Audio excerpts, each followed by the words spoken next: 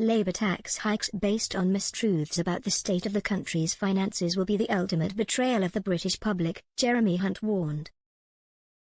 Chancellor Rachel Reeves is today laying the groundwork for autumn rises, presenting the findings of a review she will say shows the Tories overspent by billions. She will tell the Commons Rishi Sunak and his ministers covered up what was really going on in government. But economists dismissed the claims and warned tax rises are on the way. Ex-Chancellor Jeremy Hunt accused Ms Reeves of being beyond disingenuous. Writing on express.co.uk, he said, Labour know, and have for some time, what the state of the public finances were. It also means that Labour made all of their many spending commitments during the campaign in full knowledge of what they could and couldn't afford to do. So it is beyond disingenuous for the Chancellor to now pretend to be blind to this reality and hope the public forgets what she said. Mr Hunt said Labour pledged 50 times during the election campaign not to raise taxes, but capital gains tax, inheritance tax and even pensions relief are all in their sights. But doing so, based on a foundation of mistruths and misconceptions, will be the ultimate betrayal of the public, and the mandate Labour were elected on, and the British people will not forget it, he added. Ms Reeves will pledge to fix the foundations of our economy as she publishes a spending audit she is expected to say will show a £20 billion black hole. The Chancellor will take the axe to some infrastructure projects to save costs, with new hospitals, road and rail projects all tipped to go. She will set the date for a departmental spending review and an autumn budget, which is where experts expect her to start hiking up taxes. Ms Reeves will say, before the election, I said we would face the worst inheritance since the Second World War.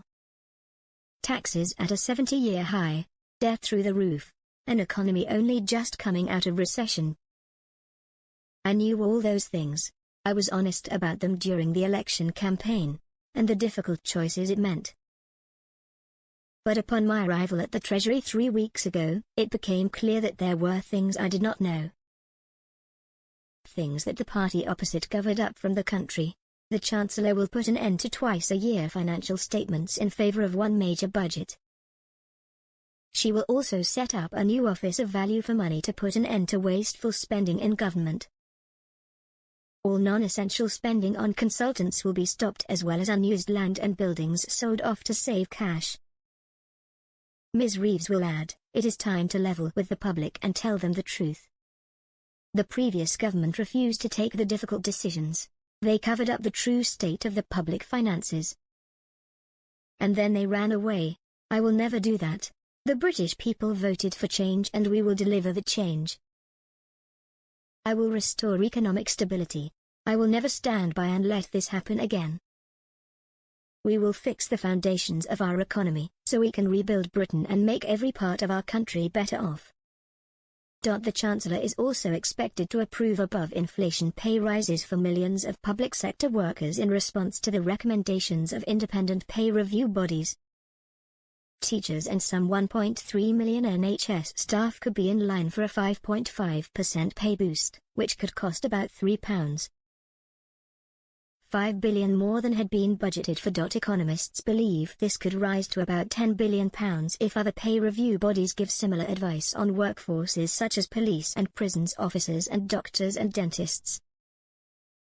Paul Johnson, director of the Institute for Fiscal Studies, said most of the reasons for any financial black hole were evident before the election and said it was pretty likely Labour will raise taxes in the coming months. It should not have come as a surprise to anybody that pay review bodies were going to suggest increases of more than 1 or 2%, he told Times Radio. We knew there wasn't money in the budget for anything more than that. That really was pretty clear. It's also the case we knew there was going to be a big bill for asylum seekers, and there was no extra money given to the Home Office to deal with that. So again, Therese, no enormous surprise there. He said unallocated spending for some infrastructure projects may have been a bit less obvious from opposition.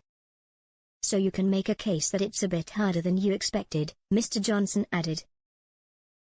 But at the top level, the fact that public services were in a mess, there wasn't much money knocking around and this was going to be a struggle, that's not a surprise. A lot of this would have been evident. It frustrates me that, as we could not have said more frequently in the run-up to the election, that there is a big problem. There was not enough money in the public finances to keep public services going.